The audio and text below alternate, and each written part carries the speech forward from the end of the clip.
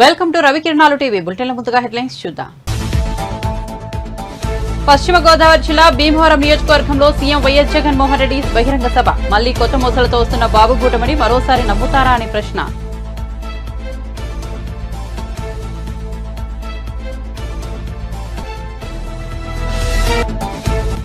విదేశాలకు వెళ్లే వారి కోసం కొత్త విధానం తీసుకురాబోతున్నామన్న రేవంత్ రెడ్డి. ఓవర్సీస్ కార్మికుల కోసం ఇతర దేశాలు రాష్ట్రాలు అవలంబిస్తున్న విధానాలపై అధ్యయనం చేస్తున్నట్లు వెల్లడి.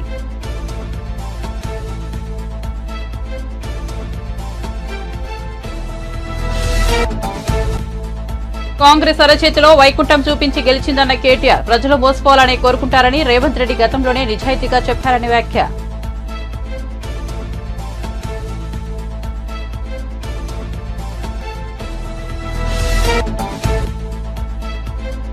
ఎలక్టోరల్ బాండ్ల స్కీముపై ప్రధాని నరేంద్ర మోదీ ఆసక్తికర వ్యాఖ్యలు. ఎన్నికల్లో నల్లధనాన్ని అరికట్టేందుకు తీసుకొచ్చామన్న ప్రధాని.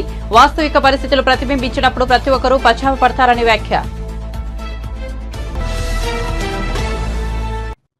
ఇక వార్త వివరాల్లోకి వెళ్తే సంక్షేమ రైతు రాజ్యాన్ని చంద్రబాబు కూటమి అంతం చేయాలని చూస్తోందని మండిపడ్డారు ముఖ్యమంత్రి వైఎస్ జగన్మోహన్ రెడ్డి. కూటమి కుట్రలను ప్రజలు అడ్డుకోవాలని పిలుపునిచ్చారు. సాధ్యం కాని హామీలతో బాబు మళ్లీ వస్తున్నాడని, ఆయనకు ఓటేస్తే పథకాలన్నీ కూడా మునిగిపోతాయని అన్నారు. మీ బిడ్డ వైఎస్ జగన్ది పేదల పక్షమని, తనకు ఓటేస్తే జరుగుతున్న మంచి కొనసాగుతుందని పేర్కొన్నారు. సీఎం జగన్ చేపట్టిన మేమంతా బస్సు యాత్ర 16వ రోజు మంగళవారం ఉమ్మడి పశ్చిమ గోదావరి జిల్లాలో కొనసాగుతోంది. భీమవరంలో ఏర్పాటు చేసిన భారీ బహిరంగ సభలో సీఎం జగన్ మాట్లాడుతూ చంద్రబాబు నాయుడు, పవన్ కళ్యాణ్పై నిప్పులు చెరిగారు. మోసాలు పొత్తులను నమ్ముకుని బాబు రాజకీయాలు చేస్తున్నారని విమర్శించారు. ఒక్క జగన్ కు వ్యతిరేకంగా విపక్షాలన్నీ ఒక్కటయ్యాయన్నారు. వీరందరూ నాపై బాణాలు ఎక్కుపెట్టారు. వారి బాణాలు తగిలేవి జగన్ కా సంక్షేమ పథకాలు కానీ సభకు హాజరైన ఆవేశ జనవాహినిని ఉద్దేశించి వ్యాఖ్యానించారు.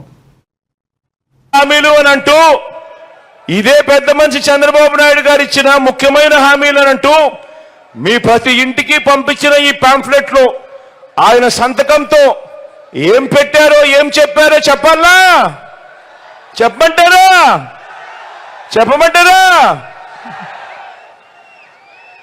రైతు రుణమాఫీపై మొదటి సంతకం చేస్తా అన్నాడు. రైతు రుణమాఫీపై మొదటి సంతకం చేస్తానన్నాడు. 87,612 కోట్ల రూపాయలు రుణాలు మాఫీ అయ్యాయా? రెండు చేతులు పైకెత్తాలా బా? ఇలా ఇలా ఇలా ఇలా ఇలా ఇలా ఇలా ఇలా ఇలా ఇలా ఇలా ఇలా ఇలా. రెండో ముఖ్యమైన హామీ చంద్రబాబు సంతకం పెట్టి మీ ప్రతి ఇంటికి పంపించిన ఈ పాంఫ్లెట్ లో రెండో ముఖ్యమైన హామీ చంద్రబాబు దత్తపుత్రుడు మోడీ గారి ఫోటోలతో మీ ఇంటికి వచ్చిన ఈ పాంఫ్లెట్ లో పొదుపు సంఘాల రుణాలు పూర్తిగా రద్దు చేస్తామన్నాడు. మరి 14,205 కోట్ల రూపాయలు ఒక్క రూపాయి అయినా అక్క చెల్లెమా ఒక్క రూపాయి అయినా మాఫీ జరిగిందా? రెండు చేతులు పైకెత్తాలమ్మా. ఇలా ఇలా ఇలా ఇలా ఇలా ఇలా ఇలా ఇలా ఇలా ఇలా ఇలా.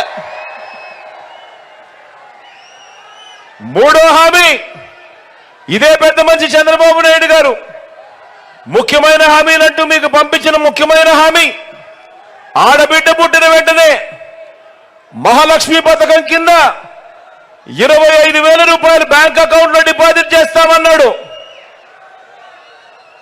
ఆడబిడ్డ పుడితే మీ బ్యాంక్ అకౌంట్లలో 25,000 డిపాజిట్ చేస్తానన్నాడు. ఒక్క రూపాయి అయినా చేశాడా? ఒక్క రూపాయి అయినా? ఇలా రెండు చేతులు పైకెత్తారు. ఇలా ఇలా ఇలా ఇలా ఇలా. ముఖ్యమైన హామీ మరొకటి చదవమంటారా? ఇంటింటికి ఓ ఉద్యోగం ఇవ్వలేకపోతే నెల 2,000 రూపాయలు నిరుద్యోగ వృత్తి. 5 ఏళ్ళు అంటే 60 నెలలు ఇంటూ నెలకు 2,000 రూపాయలు అంటే ఒక్కొక్క ఇంటికి 1,20,000 రూపాయలు ఇచ్చాడా? రెండు చేతులు పైకెత్తారబ్బా. ఇలా ఇలా ఇలా ఇలా ఇలా ఇలా ఇలా ఇలా ఇలా. ఇంకా ముందుకు పోదామా? అర్హులైన వాళ్ళందరికీ 3 సెంట్ల స్థలం కట్టుకునేందుకు పక్కా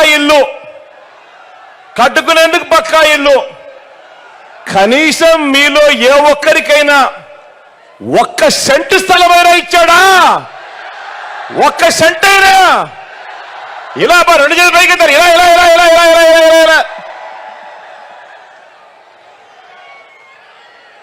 10,000 కోట్లతో బీసీ సప్లాన్ అన్నాడు. ఉపాధి కోసం గల్ఫ్ దేశాలతో పాటు విదేశాలకు వెళ్తున్న తెలంగాణ కార్మికులకు ముఖ్యమంత్రి రేవంత్ రెడ్డి గుడ్ న్యూస్ చెప్పారు. ఇతర దేశాలకు ఉపాధి నిమిత్తం వెళ్తున్న వారి కోసం రాష్ట్ర ప్రభుత్వం కొత్త విధానం తీసుకురాబోతోందని వెల్లడించారు. హైదరాబాద్ లోని తాజ్ డెక్కన్ లో గల్ఫ్ కార్మిక సంఘాల నేతలతో సమావేశమయ్యారు. ఈ సందర్భంగా ఆయన మాట్లాడుతూ Telangana gulf and overseas welfare బోర్డును ఏర్పాటు చేసి ఇందులో ఓ ఐఏఎస్ అధికారితో పాటు సిబ్బందిని నియమిస్తామన్నారు. సెప్టెంబర్ 17వ తేదీలోగా ఈ వ్యవస్థ పగడ్బందీగా ఏర్పాటయ్యే బాధ్యతను తాను తీసుకుంటానన్నారు. తెలంగాణలో 15 లక్షల కుటుంబాలు గల్ఫ్ ఉపాధిపై ఆధారపడి ఉన్నట్లు తెలిపారు. గల్ఫ్ కార్మికుల సమస్యల మీద రాజకీయ పార్టీలు స్పందిస్తాయని మీకు ఒక రకమైన అపోహ, కొన్నిసార్లు అది వాస్తవం కూడా.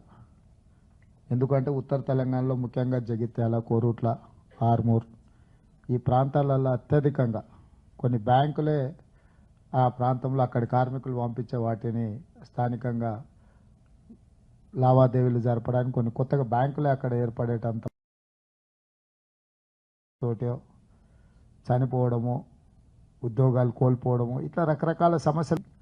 దాదాపుగా 15 లక్షల కుటుంబాలు, ఈరోజు 15 లక్షల కార్మికులు అంటే 15 లక్షల కుటుంబాలని మనం అంచనా వేసుకోవచ్చు. ప్రత్యక్షంగా పరోక్షంగా కొన్ని లక్షల మంది ఈ అంశం మీద ఆధారపడి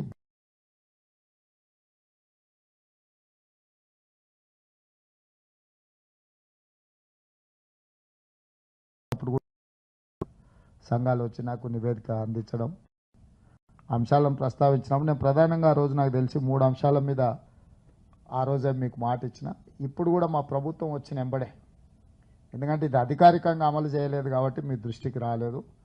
నేను ముఖ్యమంత్రిగా బాధ్యత చేపట్టిన తర్వాత మా ముఖ్యమంత్రి కార్యాలయంలో శేషాద్రి గారు అని సీనియర్ ఐఏఎస్ ఆఫీసర్, ఆయన ప్రధానమంత్రి కార్యాలయంలో మన్మోహన్ సింగ్ గారు ఉన్నప్పుడు 2 సంవత్సరాలు, నరేంద్ర మోడీ గారు ఉన్నప్పుడు 6 సంవత్సరాలు, మొత్తం 8 సంవత్సరాలు ప్రధానమంత్రి కార్యాలయంలో ఈ విదేశాంగ వ్యవహారాలు నిర్వహించిన అధికారే ఈరోజు మన ముఖ్యమంత్రి కార్యాలయంలో ప్రత్యేక అధికారిగా వారు ఉన్నారు.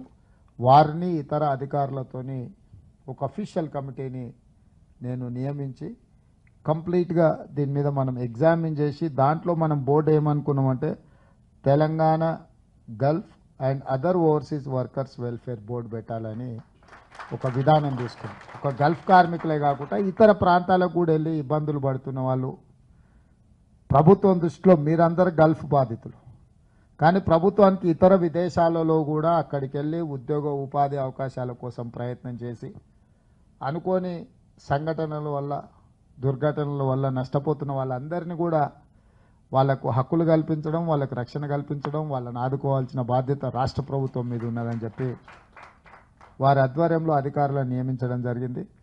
దీనికోసం ప్రత్యేకంగా ఆఫీస్, ఇప్పుడు గతంలో ప్రగతి భవన్ అని ఆయన గారు చెప్పేవాళ్ళు, ఇప్పుడు మనం జ్యోతిరావు పూలే ప్రజాభవన్గా మార్చి అక్కడ ఒక ప్రత్యేక వ్యవస్థను ఏర్పాటు చేయడానికి ఒక సీనియర్ ఐఏఎస్ ఇతర అధికారులతో ఒక కంప్లీట్ 24/7 పనిచేసే ఒక వ్యవస్థను ఏర్పాటు చేయాలని మేము ఆల్రెడీ నిర్ణయం తీసుకున్నాం.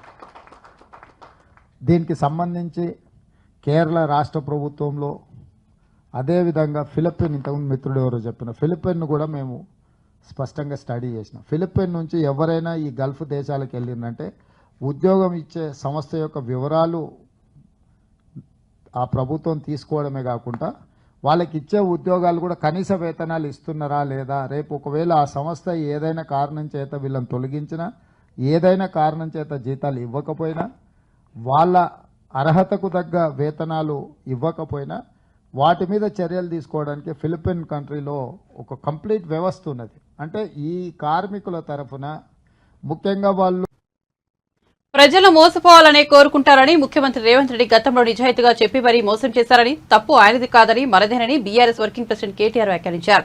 దమ్ముంటే ముఖ్యమంత్రి రేవంత్ రెడ్డి బీజేపీ వ్యక్త, కాంగ్రెస్ వ్యక్త చెప్పాలని ప్రశ్నించారు. ఆదిలాబాద్ పార్లమెంట్ నియోజకవర్గ బూత్ స్థాయి నాయకుల సమావేశంలో ఆయన మాట్లాడుతూ ఇక్కడ 4 నెలల క్రితమే కేసీఆర్ ఆత్రం సక్కును అభ్యర్థిగా ప్రకటించారన్నారు.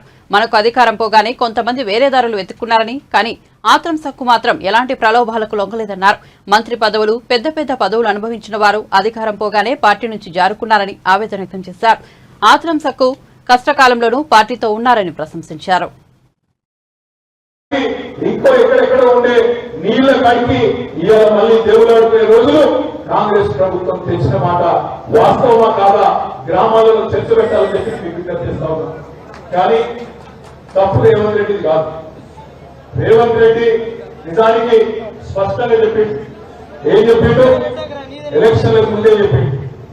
ప్రజలు మోసపోవాలని కోరుకుంటారు, ప్రజలు మోసగాలని నమ్ముతారు, మోసపోవాలనే కోరుకుంటారు.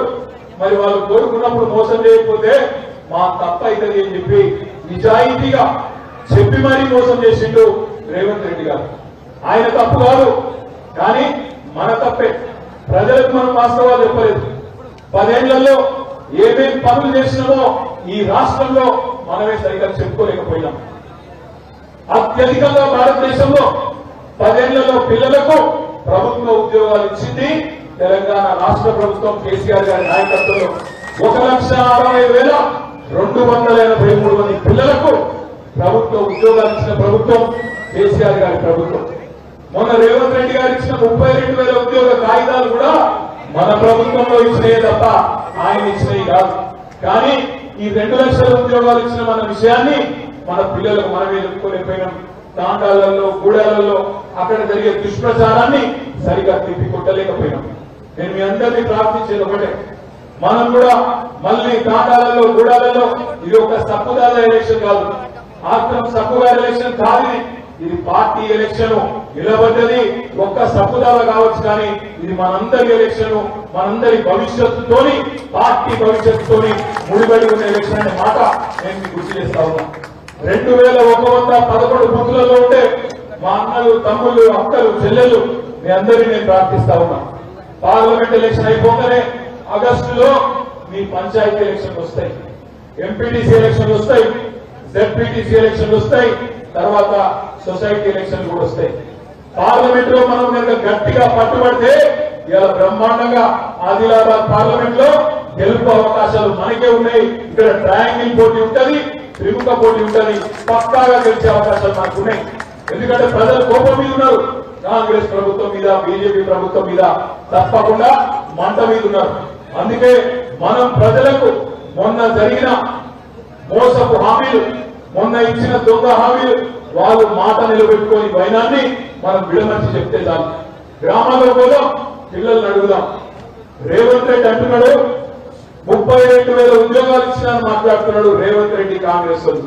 నేను ఒక్కడే మాట్లాడుతున్నా, దయచేసి గ్రామాలలో కూడా మీరు కూడా చర్చ పెట్టాలని చెప్పి నేను కోరుతా ఉన్నా. ఇప్పుడు పిల్లలు ఉండాలంటే సుప్రీంకోర్టు తీర్పుతో రద్దు అయిన ఎలక్టోరల్ బాండ్ల పథకాన్ని ప్రధానమంత్రి నరేంద్ర మోదీ సమర్థించారు. ఎన్నికల్లో నల్లధనాన్ని అరికట్టడానికి ఉద్దేశించిన స్కీమ్ ఇదేనని అన్నారు. వాస్తవికమైన పరిస్థితులు ప్రతిబింబించినప్పుడు ప్రతి ఒక్కరూ పశ్చాత్తాపపడతారని ప్రధాని మోదీ వ్యాఖ్యానించారు. ఎలక్టోరల్ బాండ్లపై ప్రతిపక్ష పార్టీలు అబద్దాలను ప్రచారం చేస్తున్నాయని ప్రధాని మోదీ ఆరోపించారు. ఒక నిర్ణయానికి సంబంధించి లోటుపాట్లు ఉండబోవని తాను ఎప్పుడూ చెప్పలేదని మోదీ అన్నారు. ఎన్నికల్లో నల్లధనం చాలా ప్రమాదమని చాలా కాలంగా చర్చ జరుగుతోందని, ముగింపు పలకాలంటూ చాలా కాలంగా డిమాండ్లు వినిపిస్తున్నాయని మోదీ ప్రస్తావించారు. हम लिखेंगे तो जो सरकार है वो देखेगी कि ये विपक्ष को इतना पैसा दिया, तो हमें तो वो परेशान करेंगे. तो बोले हम तो पैसे देने के लिए तैयार है, लेकिन चेक से नहीं देंगे.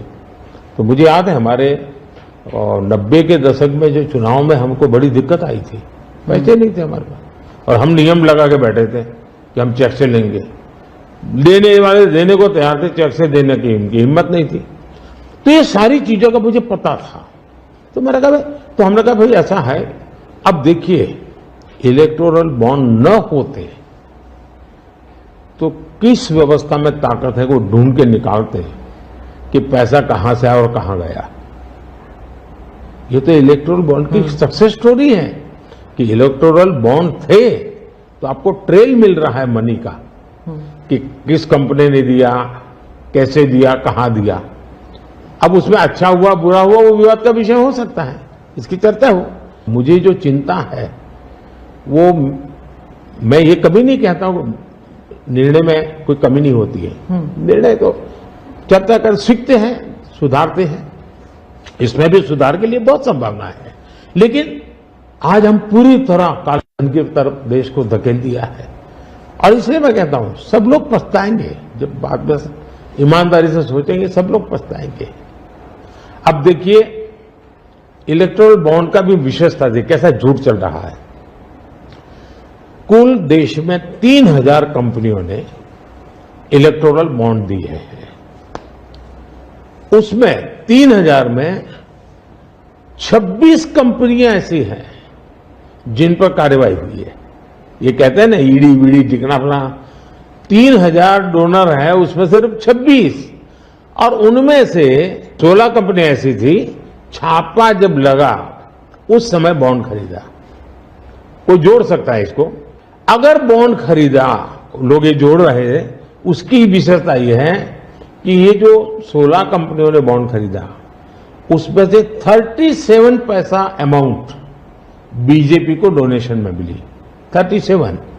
63% बीजेपी के विरोधी पार्टियों को मिली।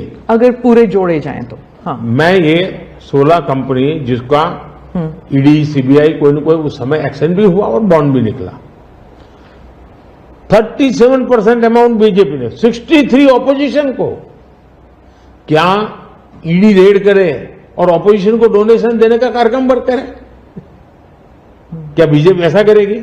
इसका मतलब कि 63% पैसा विपक्ष के पास जाए और आप आरोप हम पर लगाए, लेकिन उनको गोलमोल बोलना है और भाग जाना है। हम ट्रांसपेरेंसी की बात करते हैं तो विपक्ष कहता है कि ईडी, सीबीआई, आईटी सारे के सारे इदारे जो है।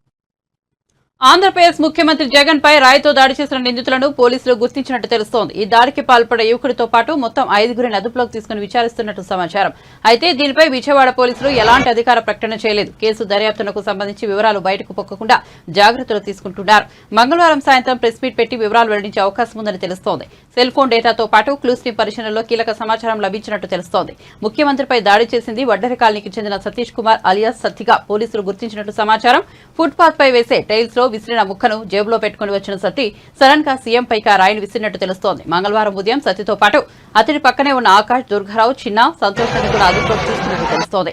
కాగా సీఎంపై దాడికి కారణమేంటనే వివరాలు కానీ దాడి వెనుక రాజకీయ పార్టీల హస్తం ఉందా అనే విషయం కానీ బయటకు రాలేదు.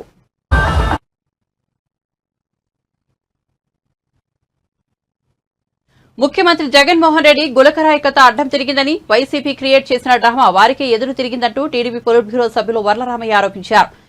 మంగళవారం మీడియాతో మాట్లాడుతూ జగన్ ఆడే డ్రామా పూర్తవకముందే ఎదురు తిరిగి నటులు అబాసుల పాలయ్యారన్నారు. ఒకే రాయి ఇద్దరికి తగిలినా కింద పడకుండా ఎటో పోవడం ఆశ్చర్యకరమని సెటైర్ విసిరారు. గులకరాయి కథ ఎవరు రచించారో కానీ కథలో పట్టులేదని, అందుకే రక్తి కట్టలేదంటూ వ్యాఖ్యలు చేశారు. గతంలో చిన్న కోడి కత్తితో గుచ్చితే 5 సంవత్సరాలు ఒక అమాయకుడిని జైల్లో పెట్టించిన ఘనత జగన్దని విమర్శలు గుప్పించారు. విజయవాడ సిపి రాణా ఒక అర్భకుడిని అమాయకుడిని బలి చేయబోతున్నారన్నారు. జగన్ అధికార దాహానికి మరో అమాయకుడు జైలు పాలు కాబోతున్నారని మండిపడ్డారు. ఒక అర్భకుడికి బలి చేసే చెడ్డ పేరు తెచ్చుకోవద్దని సిపి రాణాకు తెలియజేస్తున్నారని హితవు పలికారు. ఈ రోజున గౌరవ ముఖ్యమంత్రి గారి డ్రామా, గులకరాయి డ్రామా అడ్డం తిరిగింది. ఎంతగా అడ్డం తిరిగింది? రాష్ట్ర వ్యాప్తంగా ప్రజలందరికీ కూడా జగన్మోహన్ రెడ్డి గారు ఒక డ్రామా యాక్టర్. గతంలో ఎన్నికల సమయంలో కోడికత్తి డ్రామా ఆడి ఒక అమాయక దళిత వర్గానికి చెందిన వాడిని 5 సంవత్సరాలు జైల్లో పెట్టించాడు. చిన్న కోడికత్తితో భుజం మీద గుచ్చితే అంటున్నాను నేను, పొడిస్తే కాదు, భుజం మీద గుచ్చితే ఒక అర్భకుడైన దళితుడు 5 సంవత్సరాలు జైల్లో పెట్టించిన ఘనత మన ఈనాటి ముఖ్యమంత్రి జగన్మోహన్ రెడ్డి గారిది. మరలా ప్లాన్ చేశాడు, ఆయన డ్రామా రచించాడు. కానీ ఆదిలోనే హంసపాదులాగా ఆ డ్రామా పూర్తవకముందే ఎదురు తిరిగింది, అభాసు పాలైంది రాష్ట్రంలో. రాష్ట్ర ప్రజలందరూ కూడా ఓహో ఇది వైసీపీ ఆడిన డ్రామా అంత దూరం నుంచి గులకరాయి రావటం ఏంటి, ఈయనకు తగలటం ఏంటి, తగిలిన తర్వాత ఉండు ఇంకొకటి కూడా ఉన్నాడని ఎమ్మెల్యేకి తగలటం ఏంటి, ఆ తగిలిన తర్వాత ఆ రాయి కింద పడకుండా ఎగిరి ఎటో పోవటం ఏంటి? రాయి తగిలితే జగన్మోహన్ రెడ్డి గారికి తగిలినప్పుడే మామూలుగా రాయి తగిలి ఆయన మీద పడి కిందకి పడాలి కాలి మీద రాయి ఎగిరి మళ్ళా వెల్లంపల్లిని తగలకూడదు. డ్రామాలో అక్కడ పొరపాటు ఉంది. మీ నాటకంలో మీ రచయిత రచించింది అతను పరుచూరి సజ్జల రామకృష్ణారెడ్డి రచించాడా, లేకపోతే ఇంటెలిజెన్స్ చీఫ్ రామాంజనేయులు గారి కథ అంశమాది ఎవరు రచించారో కానీ పట్టు లేదు, కథలో పట్టు లేదు. ఫెయిల్ అయింది మీ కథ. ఒకరాయి ముఖ్యమంత్రితో ఆపితే ఎవరన్నా ఒక 10 మంది నమ్మేవాళ్ళేమో. ముఖ్యమంత్రికి తగిలి ఆగాగు అతన్ని కూడా కొడతానని రాయి ఎగిరి అతన్ని కూడా కొట్టి అక్కడి నుంచి ఎగిరి ఇదే ముఖ్యమంత్రి డ్రామా. బలి ఆడాడ్రా కానీ ఫెయిల్ అయ్యాడ్రా. ఇది డ్రామా. నేను ఈ రోజున రానా the respected commissioner of police Vijayawada city ఒక అర్భకుణ్ణి బలి చేయబోతున్నాడు. ఆయన ఒక అర్భకుణ్ణి, ఒక అమాయకుణ్ణి మరలా కోడికత్తి డ్రామాలో ఎలాగా ఆ శ్రీనివాస్ అనేవాడిని 5 సంవత్సరాలు జైల్లో పెట్టారో ఈ రోజున రానా గారు విజయవాడ పోలీస్ కమిషనర్ ఇప్పుడేదో ప్రెస్ పెడతా అంట 4ంటికి. అందుకే నేను ముందుకు వచ్చాను. రానా గారు తొందరపడకండి. మీ పేరు కూడా మీ సర్వీసులో ఉన్నంతకాలం వినపడుద్ది. గులకరాయి నాటకంలో ఈయన తప్పటడుగు వేశాడు పోలీస్ ఆఫీసర్ అని మీ పేరు ఉంటుంది. మీ చరిత్రకు మీ సర్వీస్కు ఒక నల్ల మచ్చ తెచ్చుకోకండి. రాష్ట్ర ప్రజలారా, పత్రికే సోదరులారా, ఒక అర్భకుడు బలిగా పోతున్నాడు. ఈ జగన్మోహన్ రెడ్డి గారి అధికార దాహానికి, తన ముఖ్యమంత్రిత్వాన్ని నిలబెట్టుకోవటానికి అతను వేసిన నాటకంలో ఒక అర్భకుడు ఎవడో తెలియదు, వాడికి సంబంధమే ఉండదు, పాపం బలి కాబోతున్నాడు. తెలంగాణలో కారు పూర్తిగా ధ్వంసమైతే ముఖ్యమంత్రి రేవంత్ రెడ్డి దానికి జాకీ పెట్టి లేపడానికి ప్రయత్నాలు చేస్తున్నారని బీజేపీ రాజ్యసభ సభ్యుడు డాక్టర్ కె లక్ష్మణ్ ఎద్దేవా చేశారు. మంగళవారం ఆయన మీడియాతో మాట్లాడుతూ కాంగ్రెస్ ప్రభుత్వంపై ప్రజలు తీవ్ర ఆగ్రహంతో ఉన్నారన్నారు. రైతులకు పంటపై బోనస్ ఇవ్వడం లేదని, అడిగితే వచ్చే సీజన్ అంటున్నారని విమర్శించారు. ఇలా చెప్పడానికి ఇదేమైనా వాయిదాల ప్రభుత్వమా అని నిలదీశారు. కాంగ్రెస్ హయాంలో 60 మంది రైతులు ఆత్మహత్య చేసుకుంటే మంత్రి ఉత్తమ్ కుమార్ రెడ్డి మాత్రం ఆత్మహత్యలే లేవని చెబుతున్నారని ధ్వజమెత్తారు. పార్లమెంట్లు ఎన్నికల ఫలితాలు మాకు రెఫరెండం అని 14 సీట్లని మిషన్ 15 అని చెప్పి ఏదైతే ఈరోజు భ్రమింపజేస్తూ ఉన్నారో, ఇవాళ కాంగ్రెస్ పట్ల రైతులు ఇవాళ ఆగ్రహంతో ఇవాళ బోనస్ ఇవ్వలేదు, ఇవాళ వచ్చే సీజన్కు మళ్ళీ బోనస్ ప్రకటిస్తూ ఉంటారు. అంటే మీది వాయిదాల ప్రభుత్వమా? అంటే ఇవాళ రైతులు ఆత్మహత్యలు చేసుకోలేదని చెప్పి మీ మంత్రి ఉత్తమ్ కుమార్ రెడ్డి గారు ఏదైతే చిలుక పలుకులు పలుకుతున్నారో, మరి రైతు స్వరాజ్ వేదిక చాలా స్పష్టంగా మరి 60 మంది పైగా చనిపోయారని, చివరికి మీ కిసాన్ సెల్ కాంగ్రెస్ అధ్యక్షుడు కోదండరెడ్డి గారు కూడా 60 మంది రైతులు ఆత్మహత్యలు చేసుకున్నారని. అందుకని నేను వస్తున్నాను, ఇవాళ రైతులు ఈ లోక్సభ ఎన్నికల్లో కాంగ్రెస్ పార్టీకి ఎందుకు ఓటు వేయాలి? మీరు బీఆర్ఎస్ మాదిరిగానే మాటల గారడితో కాలం వెలిపించుకుంటూ ఈ రకంగా ఫక్తు రాజకీయం ఈరోజు మీరు రేవంత్ రెడ్డి గారు గేట్లు తెరిచాము, రాజకీయాలు మరి పాల్పడతామని చెప్పి ఈ ఎన్నికల్లో మరి కాంగ్రెస్ అంటేనే పచ్చి అబద్ధాలు, మోసము, కుట్రలు, కుతంత్రాలు, ఎమోషనల్ బ్లాక్మెయిలింగ్ రాజకీయాలు. కాంగ్రెస్ నిర్వచనం అంటేనే కాంగ్రెస్ అంటే కరప్షన్, కన్నింగు, కాన్స్పిరేషన్, దాంతోపాటు కన్ఫ్యూజ్ చేయడం. ఇది మీకు వెన్నెతో పెట్టిన విద్య తప్పితే ఇతరత్ర కాదు. తెలంగాణ ప్రజలు ఇవాళ నమ్మి మోసపోవడానికి సిద్ధంగా కేవలం బీఆర్ఎస్ అడుగుజాడల్లోనే బీఆర్ఎస్ యొక్క మరి వారు నేర్పినటువంటి పాఠాలు ఇవాళ మీరు అమలు చేస్తూ ఉన్నారు. అందుకనే బీఆర్ఎస్ కాంగ్రెస్ వేరు కాదనే విషయాన్ని వాళ్ళ ప్రజలు అర్థం చేసుకున్నారు. ఇవాళ టెంక మీద నుంచి పొయ్యిలో పడ్డట్టుగా ప్రజలు భావిస్తూ ఉన్నారు. మీరు ఇవాళ నేను సూటిగా అడుగుతున్నాను, ఇవాళ ఎన్నికల కోడ్ అడ్డం పెట్టుకొని మరి ఈ గ్యారెంటీ నుంచి తప్పించుకోవాలి మీరు ప్రయత్నం చేస్తే, అయ్యా చంద్రబాబు, నీ 14 ఏళ్ల అమోఘమైన పరిపాలన రాష్ట్ర ప్రజలకు తెలియంది కాదని రాష్ట్ర పశుసంవర్ధక మత్స్య శాఖ మంత్రి సీదిరి అప్పలరాజు అన్నారు. ఆయన మంగళవారం మీడియాతో మాట్లాడారు. చంద్రబాబు ముఖ్యమంత్రిగా ఉన్నప్పుడు నీతో పాటు నీ ముఠాలో ఉన్న ఈనాడు రామోజీరావు, ఆంధ్రజ్యోతి రాధాకృష్ణ, టీవీ5 నాయుడు ఇలా అందరూ ఈ రాష్ట్రాన్ని ఏ విధంగా దోచుకున్నారో, రాష్ట్ర భవిష్యత్తును ఎంత నాశనం చేశారో ప్రజలంతా చూశారు. పెత్తందారుల ముఠాకు చంద్రబాబు నాయకుడనేది ప్రజలందరికీ తెలిసిపోయింది అని అప్పలరాజు పేర్కొన్నారు. మాట్లాడితే Chandrababu Kia Kia Kia Kia అనుకొని చెప్తా ఉంటాడు. ఏంటి కియా నాకు అర్థం కాదు. కియా కంపెనీ 2000 కోట్ల రూపాయలతో అక్కడ పెట్టుబడులు పెట్టింది. మన హయాంలో ఎన్ని వేల కోట్లతో ఎలాంటి ప్రాజెక్టులు ఈ రాష్ట్ర వ్యాప్తంగా తీసుకురాగలిగాము ఒకసారి మీకు మామూలుగా చెప్తాను. నేను జస్ట్ ఎగ్జాంపుల్, మీకు ఒక్క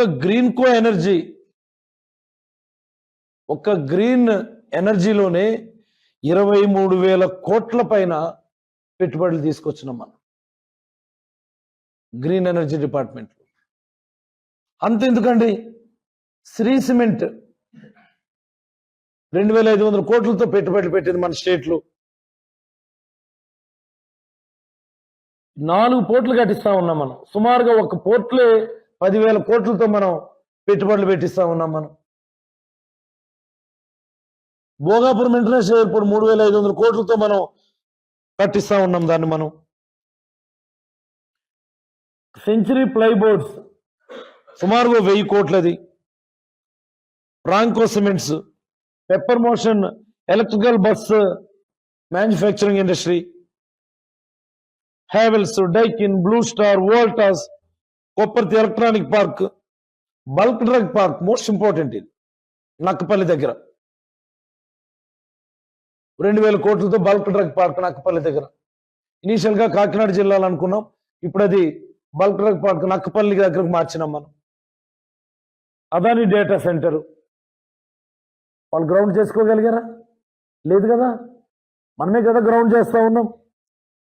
Yokohama tyres, ITC, Shirdi Sai solar పెట్టుబడులు, రిలయన్స్ వాళ్ళు, జిందాల్ వాళ్ళు, ఇలా చెప్పుకుంటూ పోతే జగన్మోహన్ రెడ్డి గారి హయాంలో పారిశ్రామికీకరణకు సంబంధించినటువంటి అనేకమైనటువంటి ఇండస్ట్రీస్. ఒక్కటి చెప్పమనండి చంద్రబాబుకి. చంద్రబాబు, ఆయన కొడుకు, వాళ్ళ ఆవిడ అందరు కలిపి వెళ్ళి కియా మోటార్స్ ముందు సెల్ఫీలు దిగుతారు.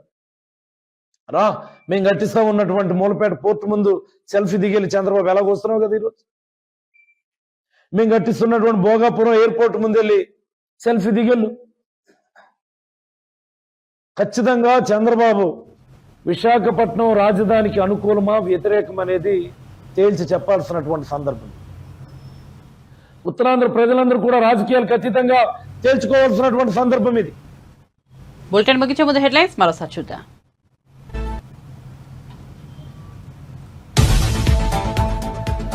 పశ్చిమ గోదావరి జిల్లా భీమవరం నియోజకవర్గంలో సీఎం వైఎస్ జగన్మోహన్ రెడ్డి బహిరంగ సభ. మళ్లీ కొత్త మూసలతో వస్తున్న బాబు కూటమిని మరోసారి నమ్ముతారా అనే ప్రశ్న.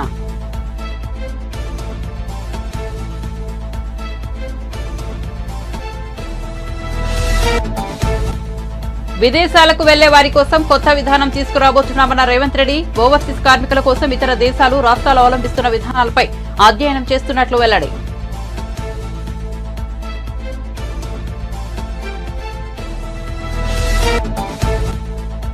కాంగ్రెస్ అరిచేతిలో వైకుంఠం చూపించి గెలిచిందన్న కేటీఆర్. ప్రజలు మోసపోవాలని కోరుకుంటున్నారని రేవంత్ రెడ్డి గతంలోనే నిజాయితీగా చెప్పారని వ్యాఖ్య.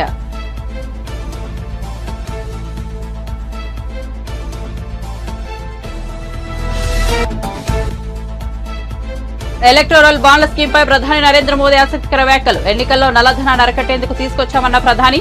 వాస్తవిక పరిస్థితులు ప్రతిబింబించినప్పుడు ప్రతి ఒక్కరూ పశ్చాత్తపడతారని వ్యాఖ్య.